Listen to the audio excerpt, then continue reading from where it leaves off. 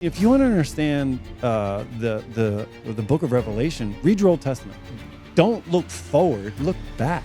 And so to answer your question then, so like how should we start looking at this? How should we read it?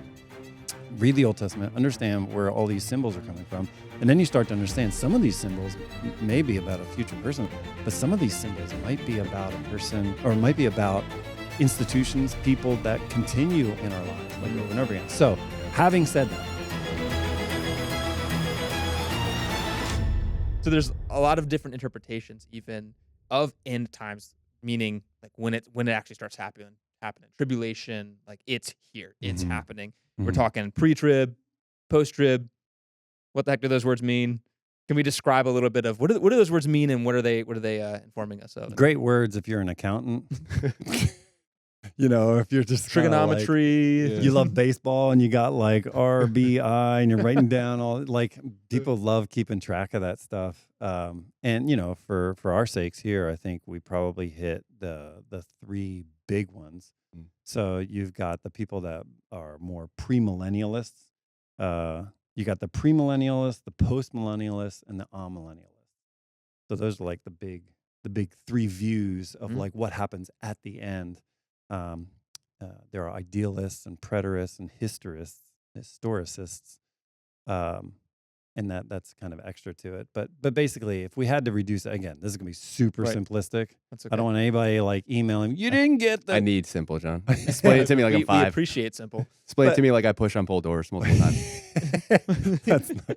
Let's just imagine there's a 30-something-year-old pastor that really wants to understand how this all works. Tell it to me like all I know how to cook is protein shakes, Ask me John. for a friend, Please. yeah. That reminds me of The Far Side, where it's like the school of the gifted, and like the front door, it says pull, and he's like pushing it open, trying to push it open. Yeah, so, and again, I'm no expert on end times, eschatology, or anything like that. But basically, there are a series of symbols, there are a series of numbers, there are a series of images that are presented in Revelation that make people try to figure it out. You know, and so from the beginning, John is writing a letter, and he's writing it to churches, and he says, this is the apocalypsis, you know, and so in Greek, that means to draw back the curtain, or to like kind of give a clear view on something, what's going on. What we do, though, is we mix that word up with apocalypse. Yep. Yeah. And so like the apocalypse of John is like, here, let's pull this. It's a very gentle image. You know, here's some cookies. Pull the curtain I back. picture Walking Dead, like buildings are man. destroyed. I'm like, you don't get my point. It's supposed to be gentle. It's supposed to be apocalypse. You like you get breeze is coming through. There's like the smell of mint julep. You know, like but yeah, it's like you're saying. You hear the apocalypse, and you're like some guy with a big AK going, "Gah!" You know, and like destroying the place. Get to the chopper. Yeah, it's like that type of image, or like some guy with horns. He's like, "You will bow." You know, like those types of images. And because there are some of those images within the apocalypse of John. But again, it's meant to like pull back and kind of help us understand. So it's a letter written to 7 churches, and it starts off showing that Christ is preeminent. Christ is like the King of heaven. You know what I mean? Like there's no disputing this. He's been slain. He come back to life. Man, you can't beat that.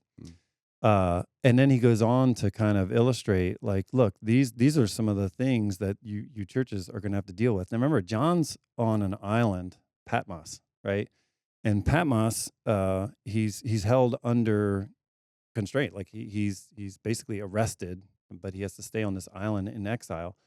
And any kind of communication that's going to come in and out is going to be looked through. Like he doesn't have the privacy of his own mail. So he's going to hide a lot of these things. He's going to put them in code. He's going to say, now let the reader understand as he writes these things.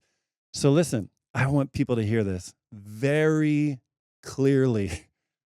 John is not writing a code for you to decipher from some dude who does numerology in his basement. You know, there is no Bible code.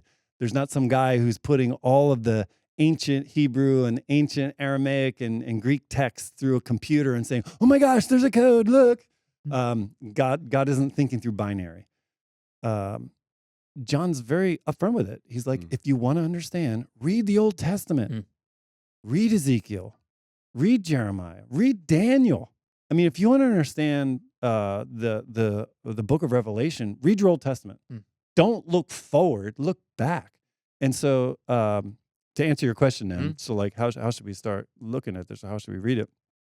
Read the Old Testament, understand where all these symbols are coming from, and then you start to understand some of these symbols may be about a future person, but some of these symbols might be about a person or might be about institutions, people that continue in our lives like over and over again. So having said that, there are some people that read all of these anywhere between like Revelation 10 all the way up through like Revelation 20, just a lot of stuff there. 4 horsemen of the apocalypse. There's a woman riding on a beast. She's drunk on the blood of the saints. I mean, there's just a lot of very stark imagery there. All right, so like before I even get into any of this is where everything goes from like knee deep to like neck deep, okay? Because this is where a lot of people live, and not everybody lives there. So I know some people are going to be watching this and be like, what did I just get myself into? Stick with us, like don't just click off of this, because especially the stuff we talk about later, this is going to be so worth it. But there are some people out there that when they read through Revelation, now remember, Revelation starts off like a letter, kind of introduces Jesus as preeminent. It gets in that middle part where there's a lot of stuff that's really scary. And then at the end, it's like there's this wedding feast.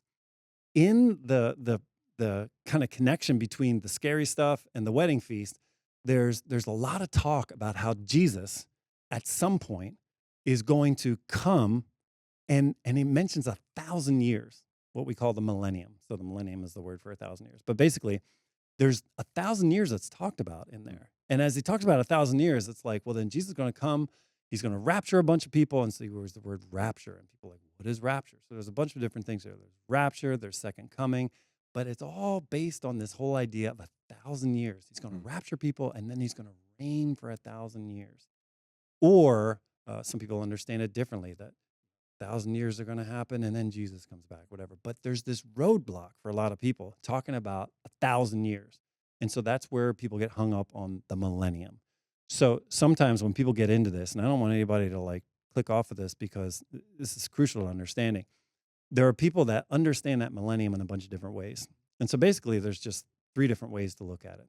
Easy. First one, there are some people that believe that millennium is literal. And basically it's like there are a literal 1,000 years.